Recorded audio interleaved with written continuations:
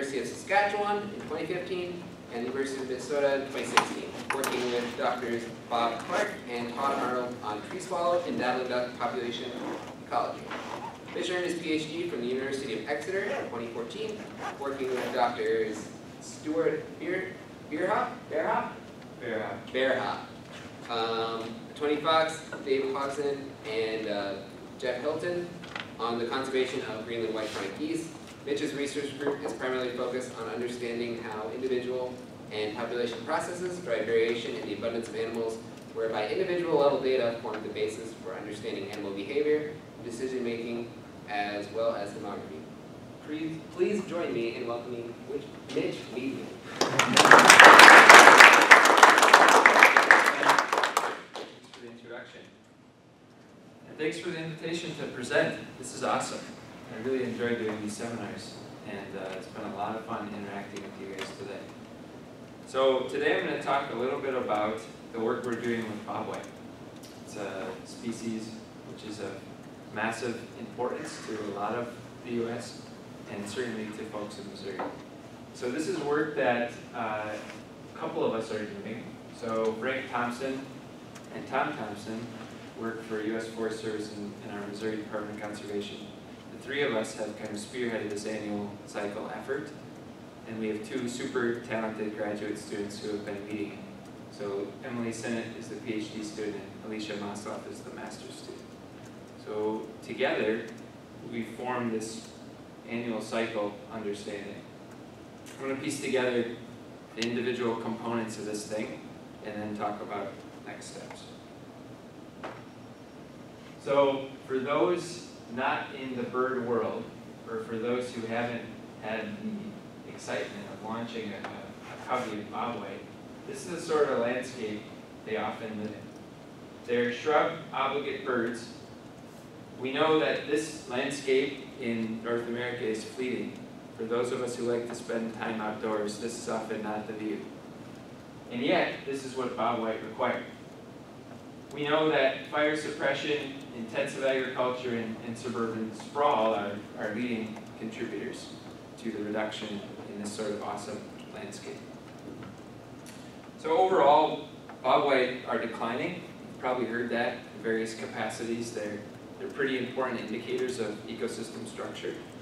Massive declines in Missouri, over 70%, and that's a 40-year timeline, so not as crazy, many hundreds of years, just a few decades.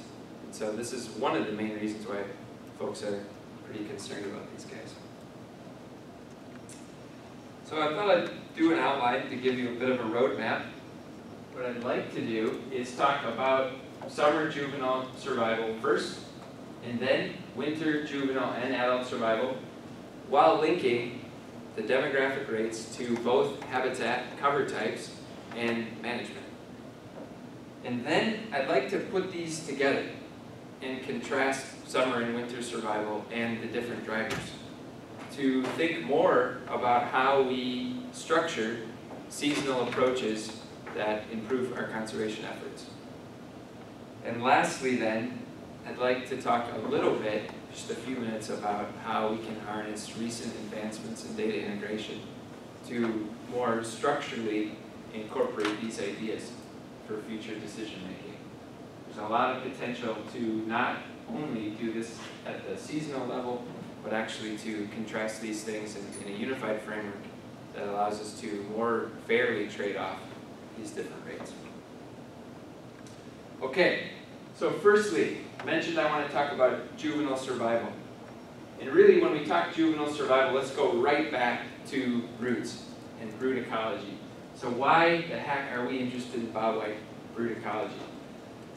So from previous work, we know that the young per female surviving to 30 days is pretty strongly an indicator of the population growth rate lambda. A lot of variation described by this particular slice of demography.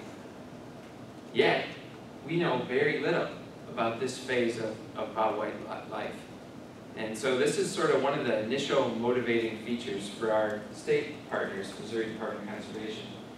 Asking questions, can we get at this cryptic period period which has been difficult to get at for various reasons, not least tracking technologies, also sample sizes, and just dynamic landscapes to be able to improve our understanding of this important stage. So the summer objective, and really I'm going to phrase this according to summer and winter, but really this thing extends from sort of April, May to say September, October, November, and then in the winter one we'll go September, October to say February or so. In terms of the summer work, so this is Emily Sinnott, this is a PhD student leading this work. Primary objective is to estimate habitat-specific bobwhite juvenile survival on extensive native prairies and traditionally managed or intensive conservation areas. So this is sort of a remnant landscape, southwest Missouri. Maybe some of you have been to this part of the world. It's a pretty gorgeous landscape. Not that different than what you might see in the Dakotas, parts of Iowa, western Minnesota. But a lot of southwest Missouri actually looks like this, so strip crops. So this is what we would think of as more of an intensively managed area. Both of these landscapes are representative for bobwhite, and they're important places for bobwhite. So I'd like to talk a little bit about the hypotheses, and then we'll go into the structure of the model and the data supporting these drivers. So multiple drivers based on two things. And this is true of the summer work and the winter work. So we're trying to streamline these approaches as much as possible. Broadly, we wanted to look at this combination of local cover and management effects. So in the case of native grass, which is influenced with burning and grazing, say, as the percent cover increases, we anticipate an increase in survival, juvenile survival or brood survival. In the case of native grass, which is mowed or maybe idle, so not actively managed, in the case of idle here, as the percent cover increases, we might see a reduction in survival. In the case of agriculture or mixed grasslands, maybe idle, forbs, less desirable grass, we might anticipate again that as that percent cover increases, that survival declines. So the colors here just indicate green for grassland and then purple for non-ideal grassland or ag. Mitch, for your percent cover, you're talking about percent of sub area or percent like cover? Proportion of cover, proportion of land cover in this type in any particular area, broadly. So then we might make a little bit of a more detailed prediction. So we have some linear predictions here and now some more interaction type predictions. So again, same structure here. We're in this land cover, but now we're going to landscape agriculture. So here's an idea of local habitat type and more landscape habitat type, and the habitat at the landscape being ag. So that's our x-axis. These are just predictions. The 50 here is 50 meters of the bird, and I'm setting it up in this way because this is how I'm going to present the results. So we have percent landscape agriculture. This is survival on the Y again, same as previous. And you might anticipate that as the proportion of landscape in agriculture increases, if there's no local patches of native grass, we might anticipate, that's NG, we might anticipate a decline in the survival, and perhaps even a stable one if we have a lot of ag but little patches of 100% native grass. In the case of an agriculture comparison, here's a landscape agriculture and then a local agriculture. We predicted that we might see declines when you had local agriculture and landscape agriculture, and maybe a stable rate at local agriculture and landscape agriculture. Can everybody see when I'm pointing over here? I can walk over here too. I know sometimes two screens can be a bit, I'll do a bit on the right. Sometimes it can be a little bit of a far view. So here's the study design. in our summer project. So this is 5 conservation areas in 3 years. Pretty impressive effort, actually, for the state agency, who mainly designed this initial work. Emily was able to catch 69 broods included in the analysis. And this together represented 676 juveniles. On the right here of each screen, this is the layout of the matrix, I guess, the landscape matrix of conservation areas. So the state in general, we work in the southwest part of the state, so these red boxes are the different conservation areas where the study was conducted. It's maybe an hour, hour and a half, a little more of a drive from north to south, just to give you a little bit of a scale. And the dark green boxes here are the actual conservation areas themselves, so you can see some relative differences here in the size of these things. This is public land. So we captured the broods, and then we used VHF telemetry to follow these guys for variable lengths of time. In the case of the juveniles, 60, 70 days. In the case of the adults, longer. The analytical structure, regression, pretty similar in each analysis. And so I just have this as sort of a broad template for what we did. But again, we want to evaluate this cover type management combination. That's pretty critical.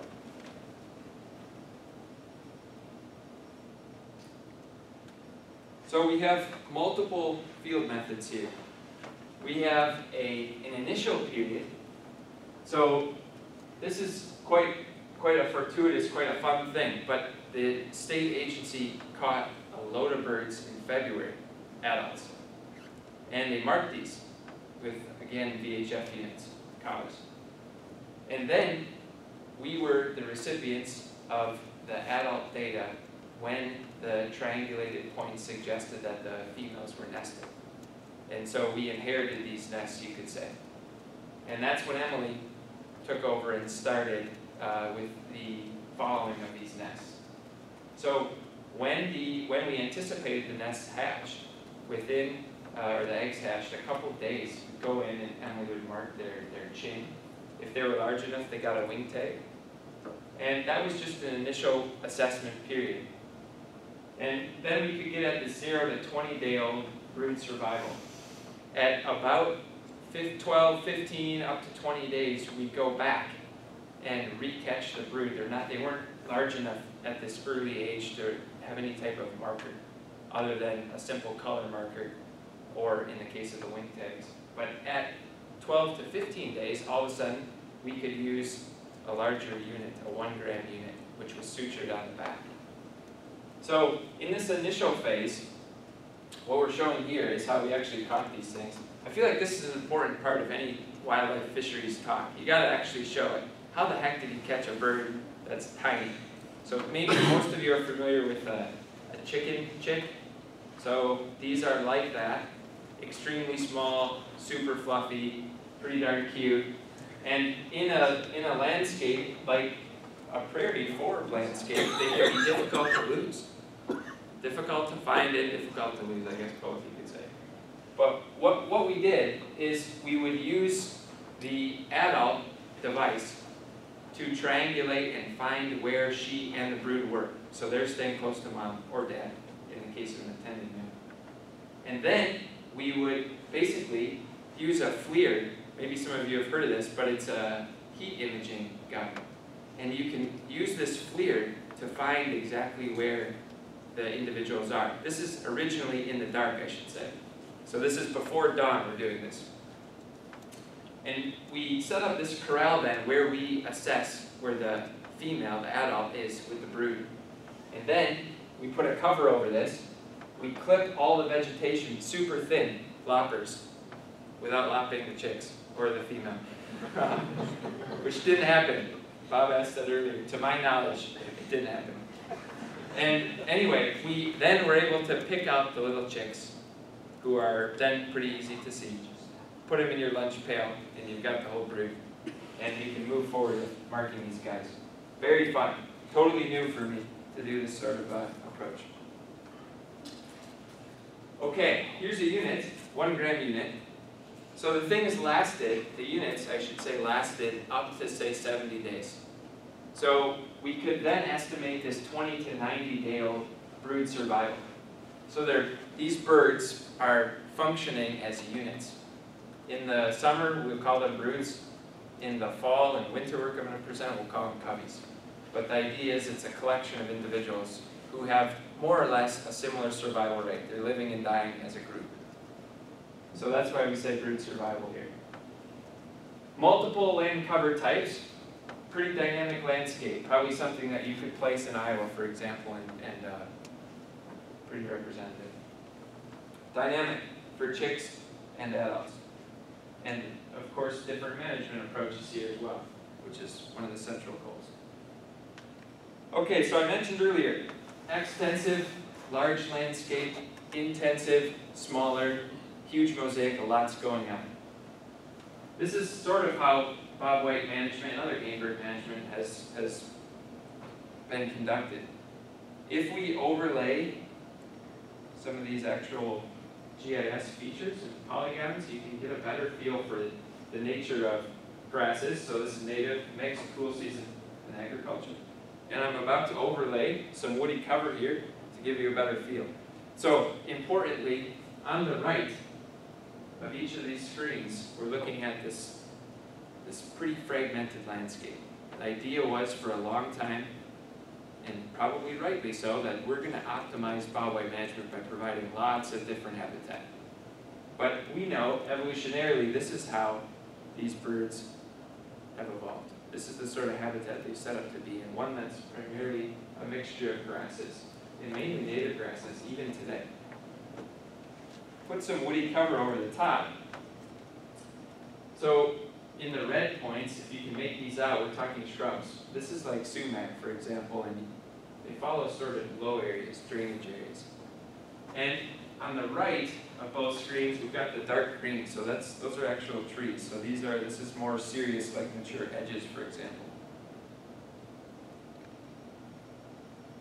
Okay, so that's the landscape matrix, how we caught the birds. Here's a bit on the analysis.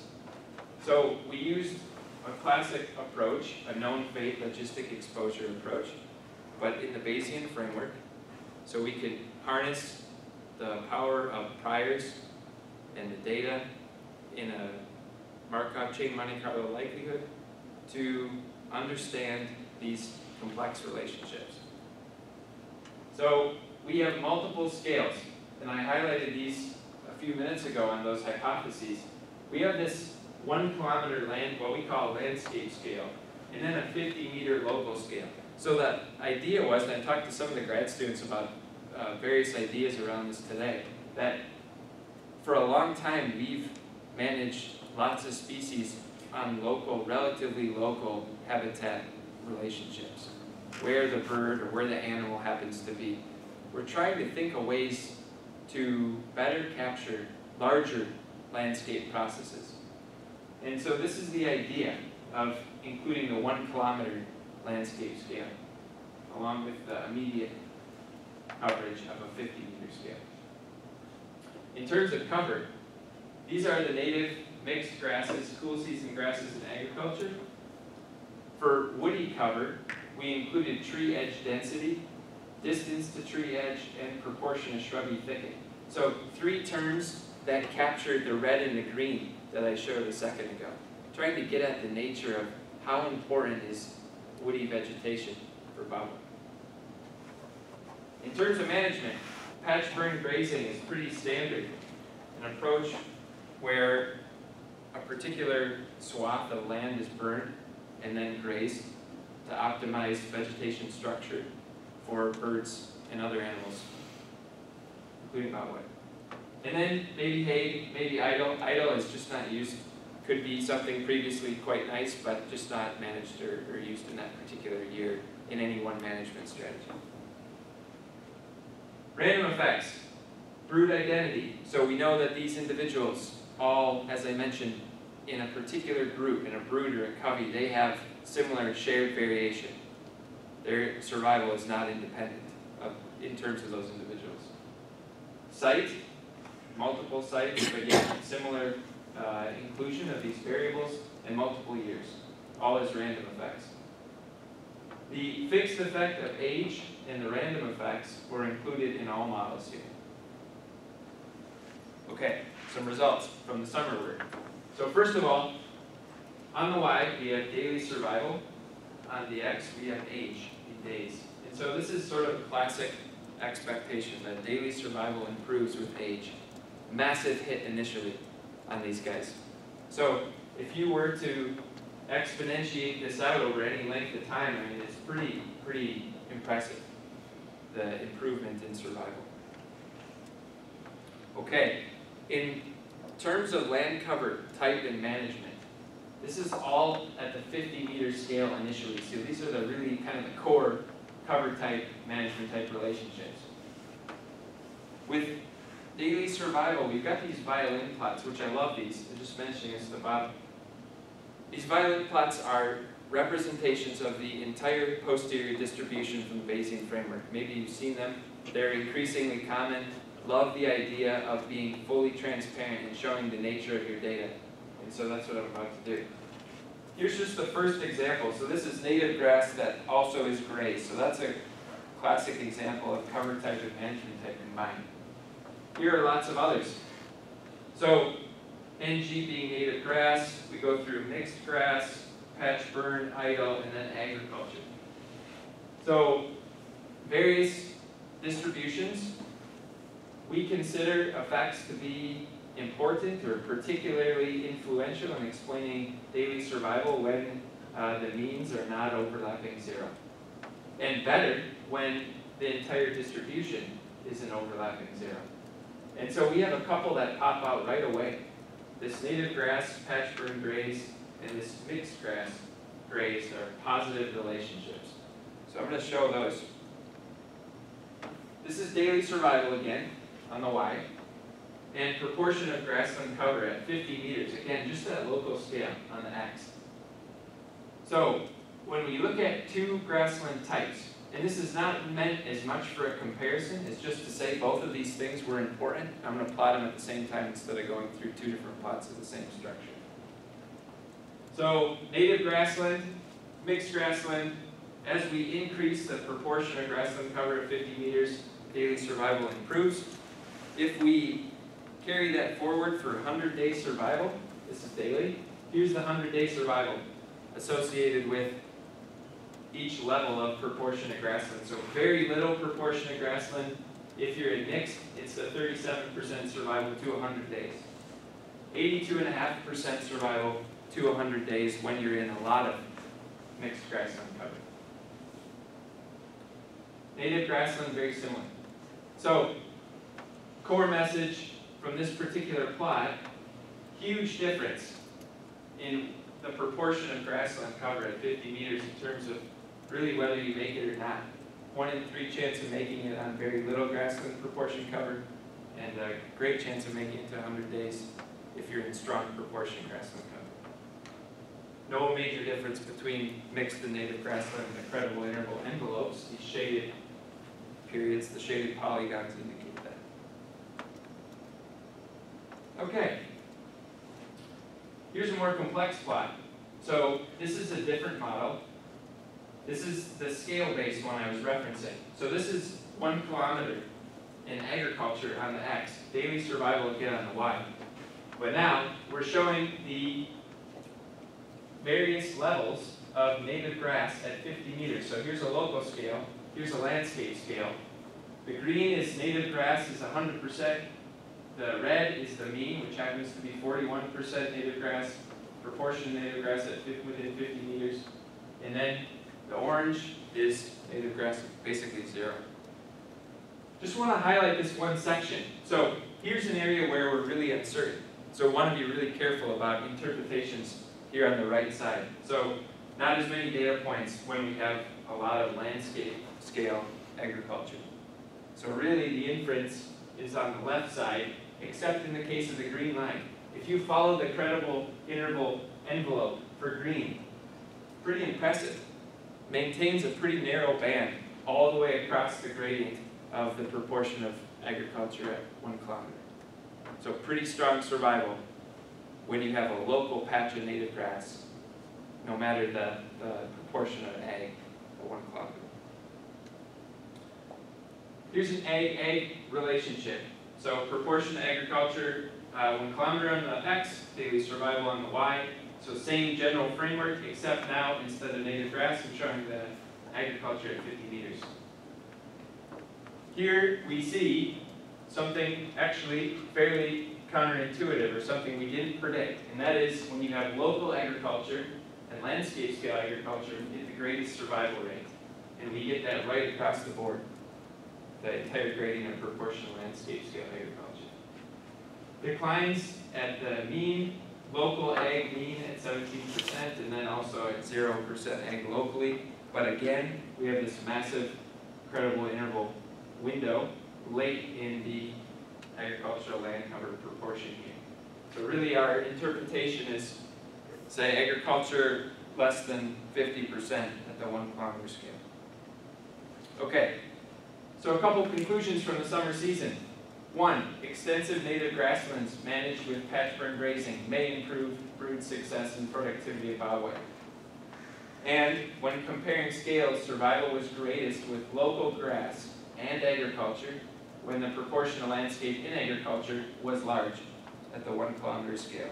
But we should be careful about interpretations on that agriculture because of the limited nature of the data there. Okay, winter. So here's Alicia. You can see Alicia better here, the little shadow there.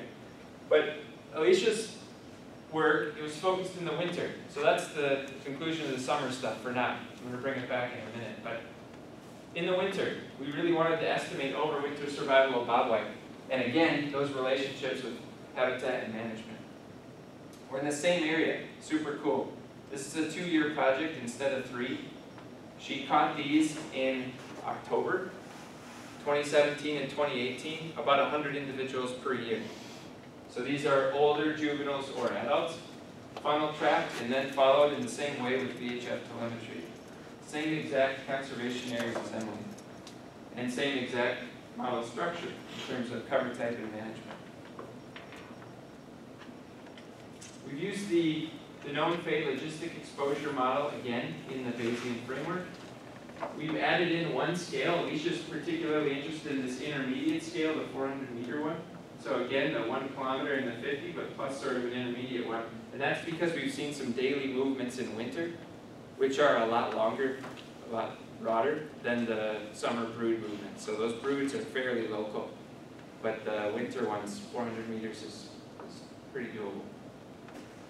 For cover, we're really only considering native grass, so that's a difference.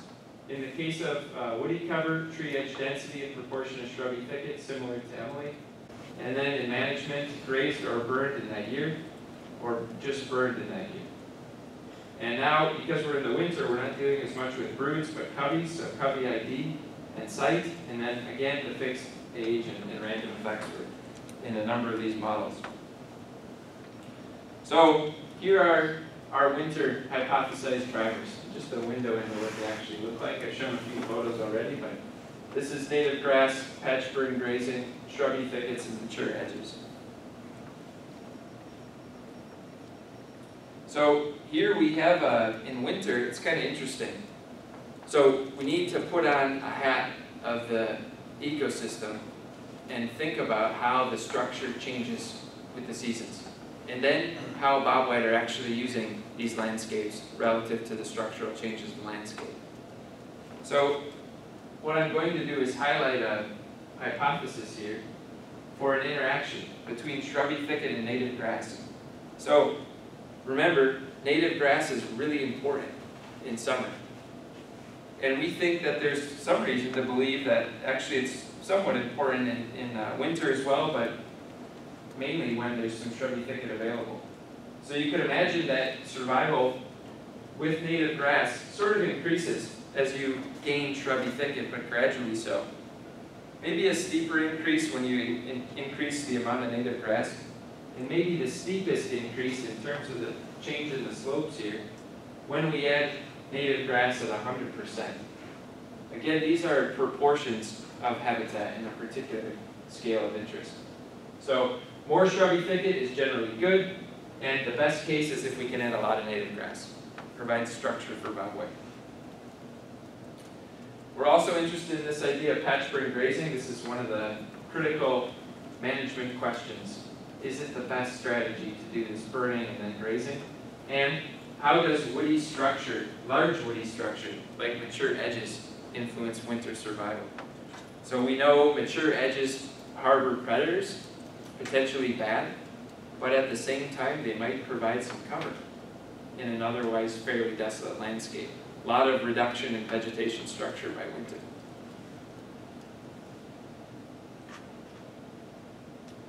So age was important. This is survival probability on the Y, and just the age on the x-axis here.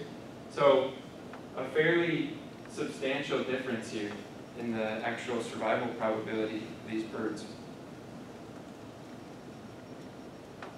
And this is over the whole, I should say this is over the winter period. So this is a period including December and January. So it's a 2-month window when we're really following these birds every couple days.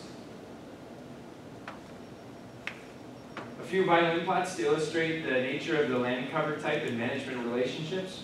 So here we have multiple scales. Mainly we have the local 50-meter scale, but we also included a model with mature edge density at 400 meters. So if the meters aren't indicated, it's the local scale.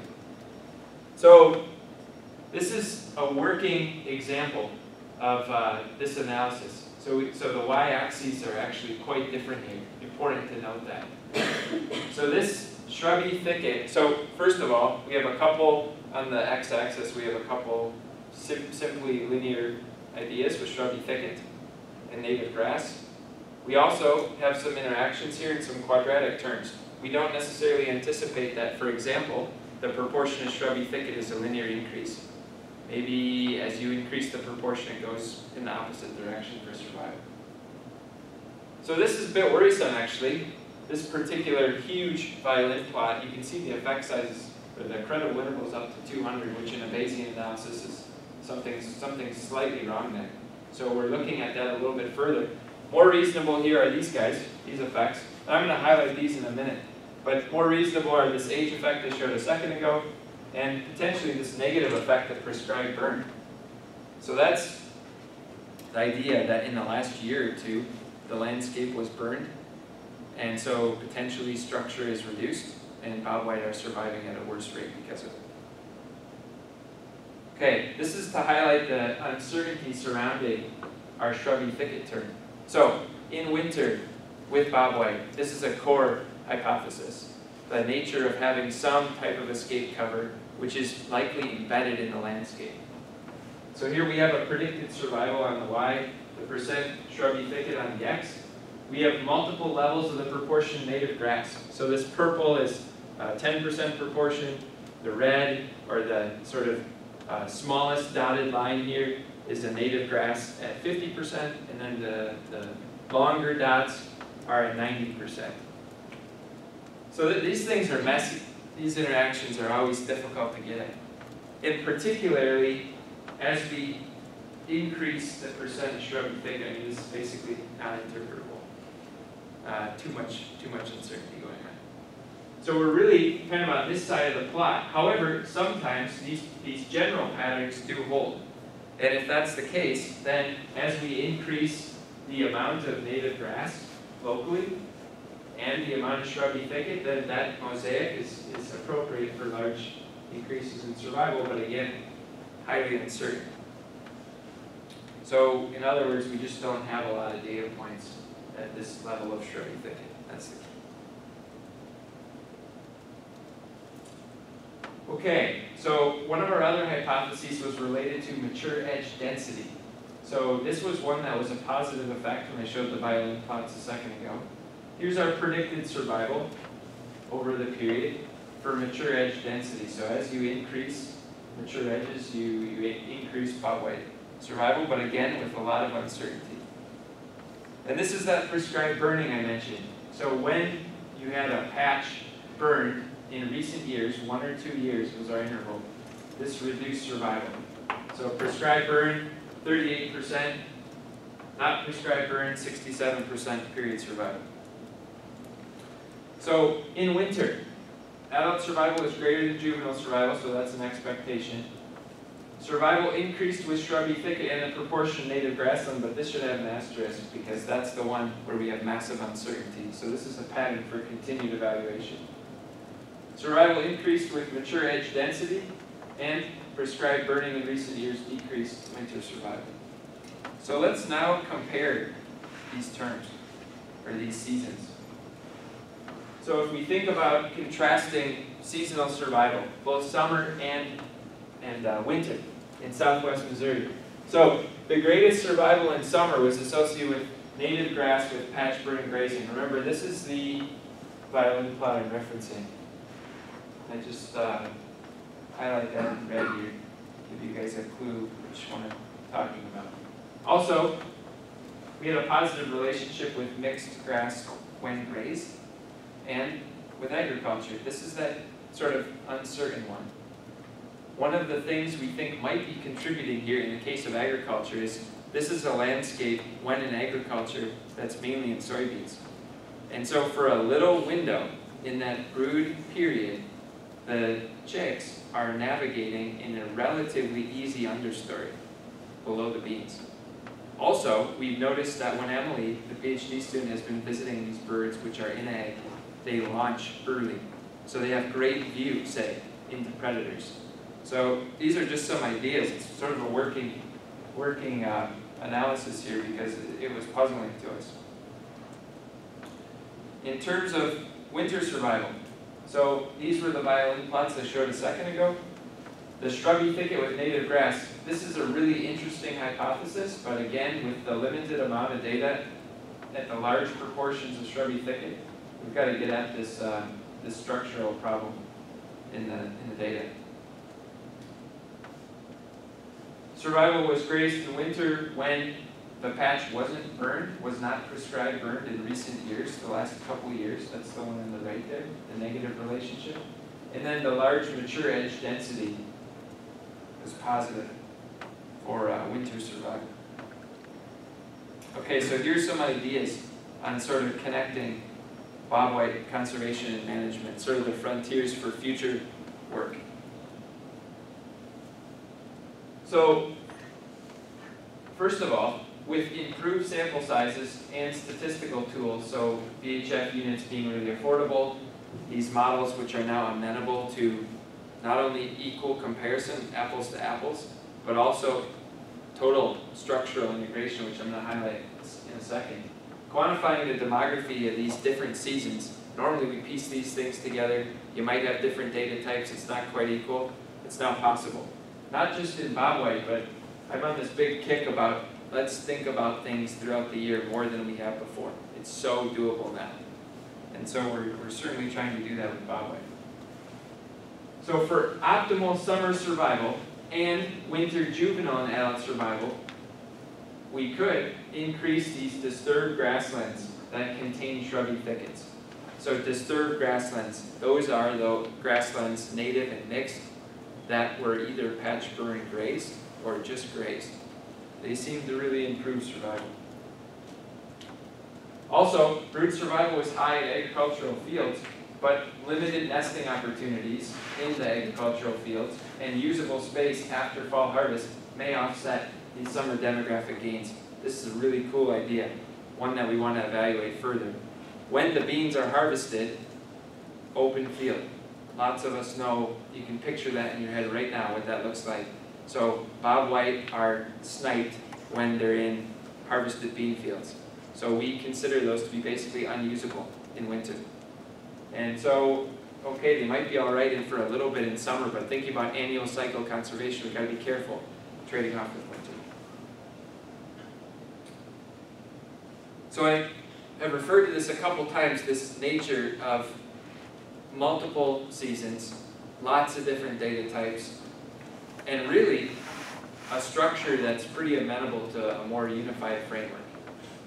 So this is where we're going. We're going to integrate the seasonal demography in a unified framework. I just want to highlight what this model might look like. So don't let this be intimidating. This is an integrated population model. I just want to highlight the three data types that contribute to these things. this is more than bobwhite. This is totally a broad approach that you might use for your data, whether you study fish, plants, large mammals, whatever. In the case of bobwhite, I've altered it a little bit. I'm going to describe that. But basically, these models function on 3 primary data sets. Some type of productivity data, some knowledge of nest success, say in bobwhite. Number of young and the number of broods is what we would need, and we have. Then we need some type of count data. This is a state space model, allows us to work out the process variation from observation error. Pretty strong approach. Here we could use, for example, covey counts or whistle counts, depending on the season that we were interested in bobwhite specifically. Then we need some type of capture-recapture data. So this is where we could drop in the known fate model.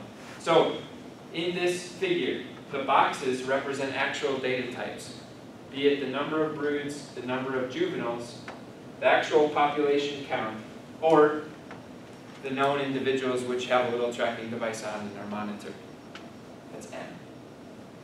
Then the circles are all the rates that we actually estimate. So F is fecundity. These are the seasonal survival rates. So for example, we have a summer juvenile survival that I highlighted.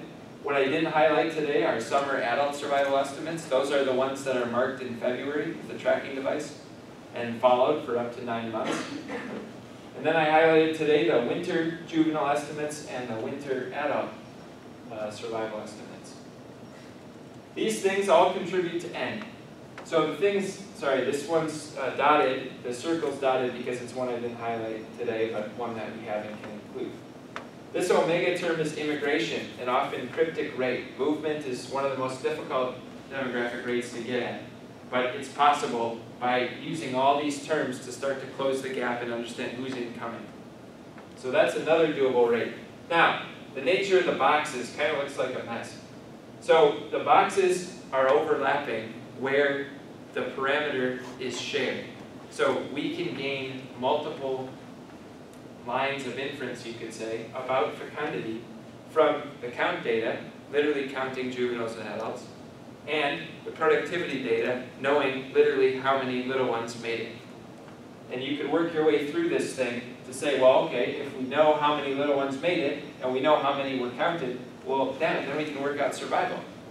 And so you can start to piece this together. So these are shared parameters, which is quite a powerful approach. All of these rates, fecundity, immigration, 2 summer survival rates, 2 winter survival rates, and a level of observation error, say variance, sigma squared y, variance in the population size. They all contribute toward an estimated population size N.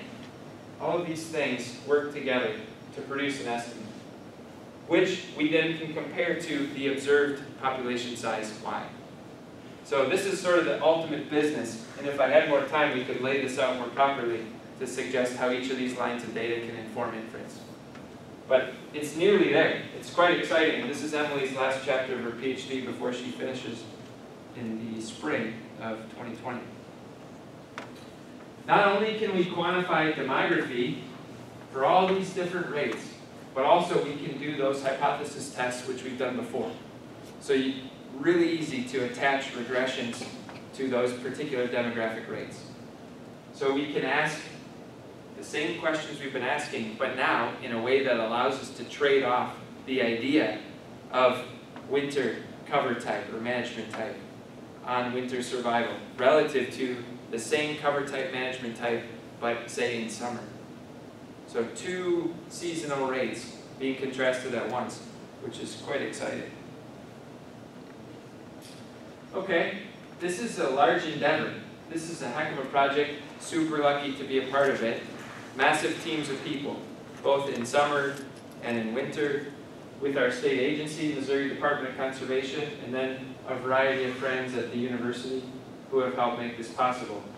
There's no chance this work would happen without state funding, university funding, and Forest Service funding. And with that, I'll take any questions. Thanks a lot for listening.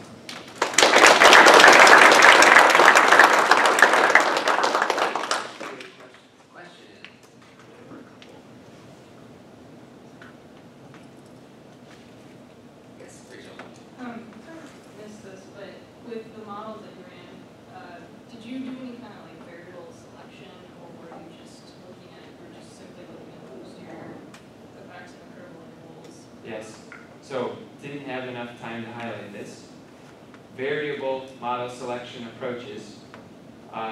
Some problems associated with model selection in this particular Bayesian framework, but we use WAAC for a variant of AIC, and we elected to compare a candidate set of about 9 models in summer.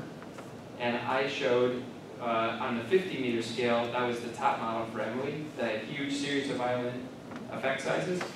The second model, the second top model, well supported by WAAC, was the comparison of the 50-meter scale to the kilometer scale. And the null was many, many units below. So those were the 2 leading models that were best supported, and others were sort of a distant 3rd, 4th, 5th, and so on. In the case of Alicia's work, we're still evaluating that with those really broad, like shrubby thicket violins, for example. But again, that was the top model for her in a set of a smaller, reduced set, 5 to 7 models, again, compared to WAC. So we have some confidence that these things are best supported. Yep. On the IPM figure, can you, once you parameterize that, can you put those covariate relationships, like say if you had percent agriculture, can you put a covariate value and then point it to those different parameters and then sort of evaluate some of these trade-offs? Yes, yes, that's exactly what you can do. And that's what I'm really excited about, because always it's this sort of outside a modeling framework, post hoc comparison. And in the integrated model, well, first of all, there's no issue with any type of covariance or multicollinearity when you have the same term on multiple demographic rates, so that's quite nice. But also you're in this straight apples to apples comparison. So if you were to draw in covariates, how we've done it in the past is, you literally start attaching these things where you hypothesize they might be influential and go from there.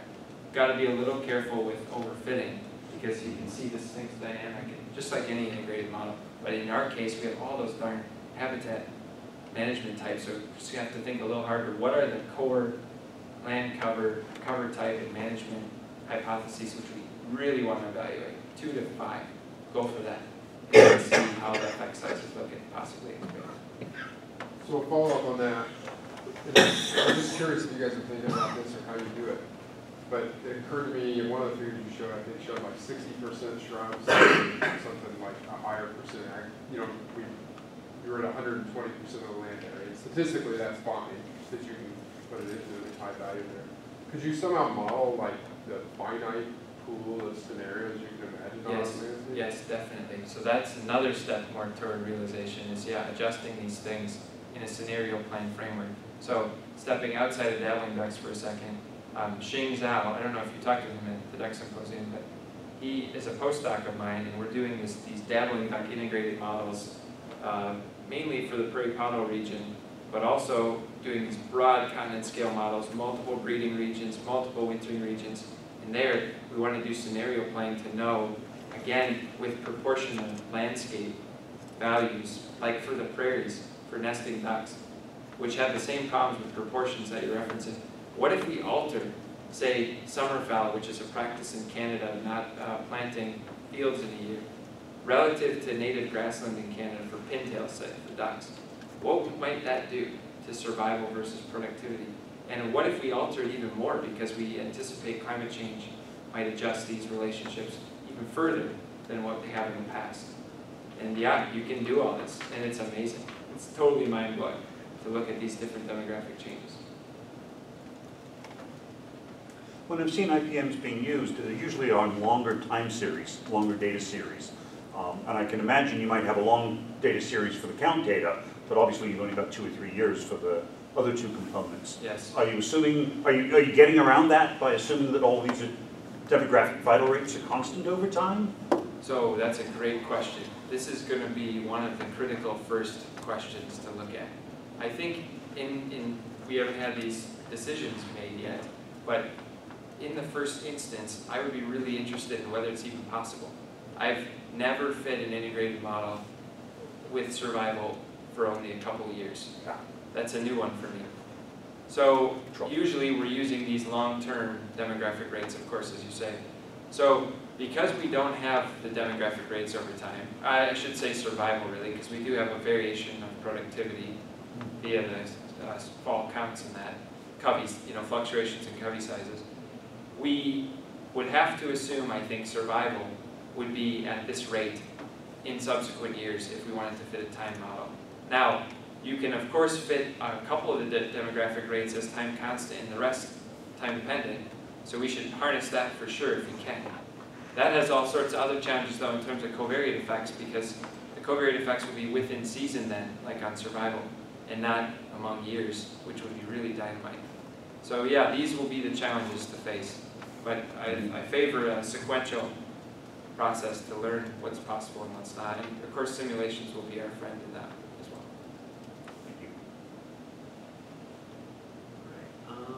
Thanks again. Thank you guys.